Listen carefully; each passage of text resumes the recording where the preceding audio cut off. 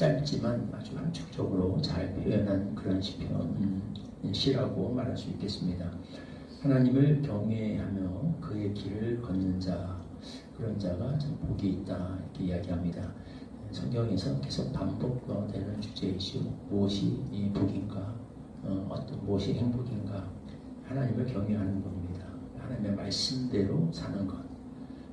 물론 거기에는 고난도 있고 또 쉽지도 어려움도 있고 이렇게 넓은 길이 아니라 좁은 길을 가는 것이기 때문에 이렇게 만만치 않은 그런 고난과 장애물들은 있을 수 있겠지만 그러나 결국 그 길 자체가 가장 행복한 길이고 복된 길이다라는 것을 성경은 반복해서 우리에게 강조하고 있죠. 그러니까 다른 걸 논하기 전에 그 자체가 복이다. 성경은 여러 곳에서 이미 이야기해요. 하나님 경외하며 살며 그 말씀대로 살 수 있는 그 자체가 하나님이 주신 은혜고 그렇게 살 수 있는 것 자체가 행복이고 하나님으로부터 크게 복받은 인생이다라고 이야기를 합니다. 그러나 우리가 그렇게 살 적에 또 하나님께서 거기에 더하여서 부상으로 보너스처럼 우리에게 또 내려주시는 그런 또 복도 있지요. 오늘 본문에는 또 그런 것이 강조되어 있습니다. 다른 거 이전에 이렇게 사는 것 자체가 복이지만 또 그리고 어떻게 당연한 우리의 의무이지만 그럼에도 불구하고 우리가 그렇게 살 적에 하나님께서 우리를 정말 특별히 더 어여삐 여기셔서 우리에게 상처나 부상으로 부어주시는 것들이 있다라고 이야기합니다. 이게 뭔가 첫째 내 손이 수고한 대로 먹을 수 있는 다. 이걸 형통이라고 얘기하죠. 내 손이 수고한 대로 먹을 것이라 내가 복되고 형통하리로다. 우리에게 형통의 부상을 내려주시는데 축복을 내려주시는데 그 형통이라는 게 뭐냐? 수고한 대로 먹게 된다. 이게 형통이라는 겁니다. 아니 다른 거 아니에요. 그 형통이라고 해서 우리가 엄청난 반드시 하나님을 경외하는 사람들은 다 어마어마한 성공을 거두고 다 대단한 자리에 오르고 꼭 그럴 하나님께서 그렇게 하실 수도 있겠습니다만 꼭 그렇지 않습니다. 그 이전에 우리가 우리의 손을 가지고 수고한 대로 먹는 것, 성경은 이걸 형통이라고 얘기합니다. 이것만 해도 우리는 참 하나님이 주신 복이라는 거죠. 감사하게 생각합니다. 너무 우리는 되게 그 거창하다는 게 우리의 개인의 어떤 욕심에서 비롯되는 경우가 많죠. 욕심이나 야심. 그것이 이루어져야 하나님이 축복하신 것 같고 형통한 삶인 것처럼 그렇게 이야기를 합니다. 또 그런 것이 있어야 또 이렇게 어디 가서도 또 은혜 받은 사람이라고 간증할 수 있을 것처럼 이야기를 하는데 그렇지 않아요. 내가 우선 기본적으로 손이 있다는 것, 수고할 손이 있다는 것도 감사해요. 하나님이 주신 은혜입니다. 많은 사람들이 일하고 싶어도 일할 건강한 신체가 없고 일할 손이 없고 다리가 없고 우리가 온전한 사지를 가지고 마음껏 일할 수 있다는 것, 그 자체도 큰 복이죠. 우리가 일할 수 있는 손이 있고 손이 있어도 다음에 일하고 싶어도 일할 자리가 있어야 되는데 나에게 일할 자리가 있다는 것, 이것도 만약에 그렇다면 하나님 우리에게 주신 복입니다.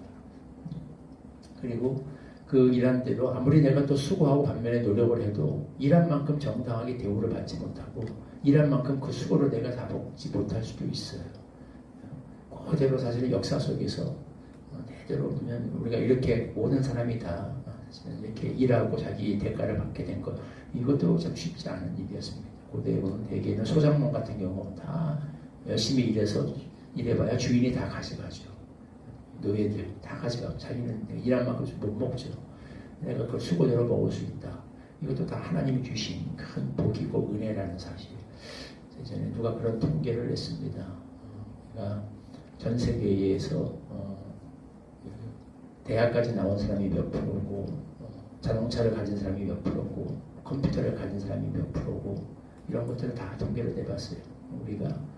내가 현재 대학을 나왔고 컴퓨터를 다룰 수 있고 차를 가지고 있다. 우리 되게 평범하죠. 다 하면 전 세계 인구로 보면 몇 프로 되지 않습니다. 전 세계 인구 제 기억에 3% 미만일 거예요. 전 세계. 그 안에 들어가는 전 세계 인구로 따지면.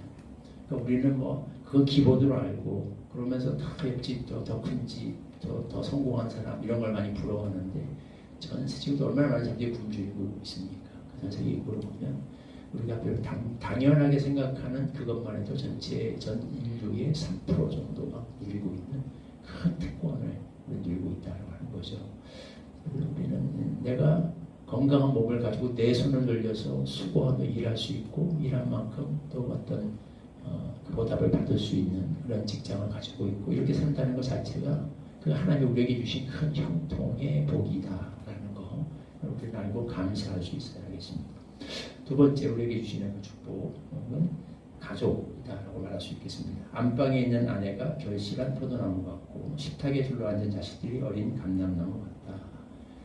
그래서 포도나무라고 해서 이제 이스라엘의 히브리 문화권에서 과실 중에서도 특별히 포도는 기쁨을 상징하는 과실입니다. 주님께서 포도나무의 비유를 말씀하신 뒤에 내가 여기서 너희에게 이르는 내 기쁨이 너희 안에 있어 너희 기쁨이 충만하게 하려 함이로다. 이렇게 이야기하죠.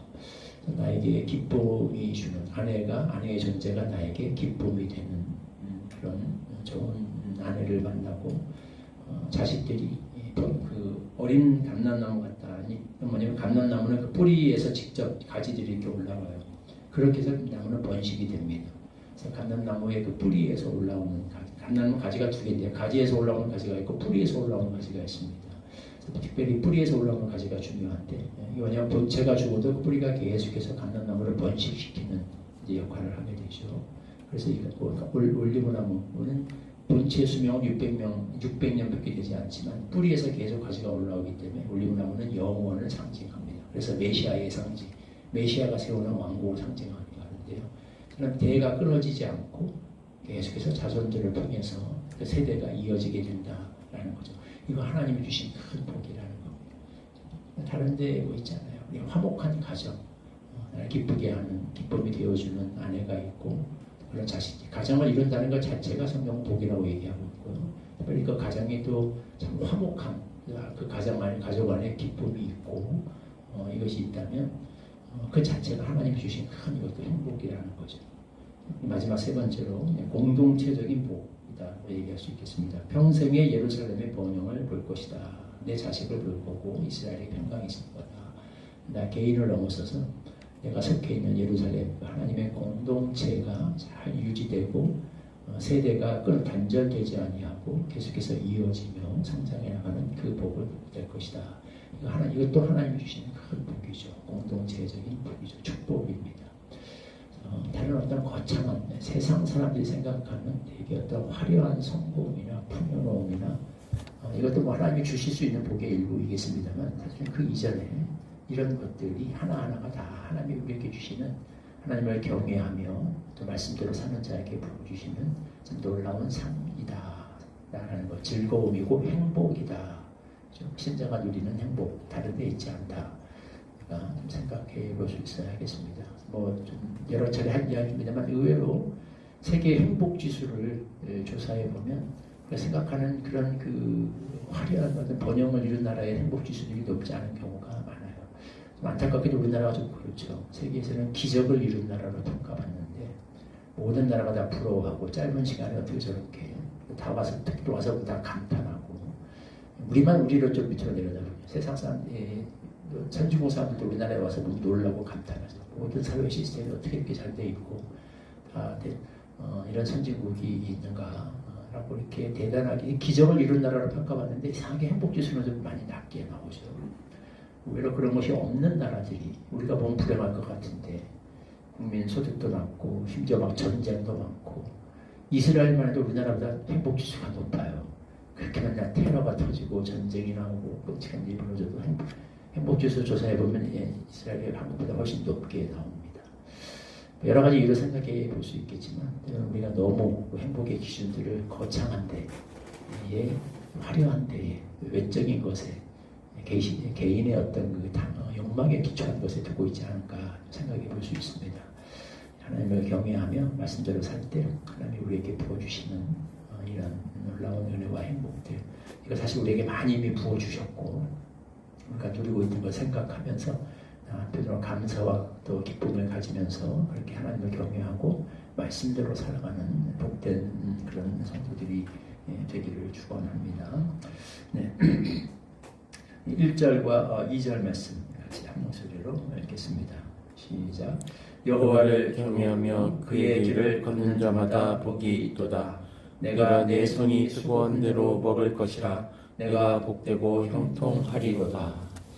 하나님을 경외하며 그 말씀대로 살아가는 그 자체가 가장 큰 행복이요 축복인 줄 압니다. 또 그렇게 살아갈 때 하나님께서 우리에게 부어주시는 또 놀라운 보너스와 같은 축복이 있음을 인하여 감사드립니다. 우리에게 건강하게 일할 수 있는 이 두 손, 두 발, 육체가 있다는 것 감사합니다. 우리에게 일할 수 있는 직장이 있다는 것 감사합니다.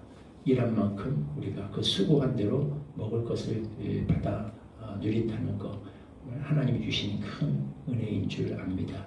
우리에게 가정이 있고 우리의 다음 자녀들이 태어나며 또 우리의 공동체가 이 세상에 그 숱한 하나님의 백성 교회의 공동체를 무너뜨리고 진멸하고 없애버리려고 하는 그 숱한 공격에도 살아남아서 이렇게 여전히 유지되고 있고 또 하나님의 나라가 심지어 확장되어 가고 있다는 것 이 자체가 얼마나 놀라운 하나님이 우리에게 주신 복인가 다시 한번 생각하게 됩니다.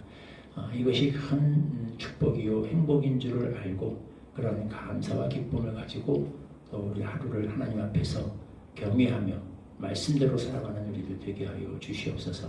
예수님의 이름으로 기도하옵나이다. 아멘.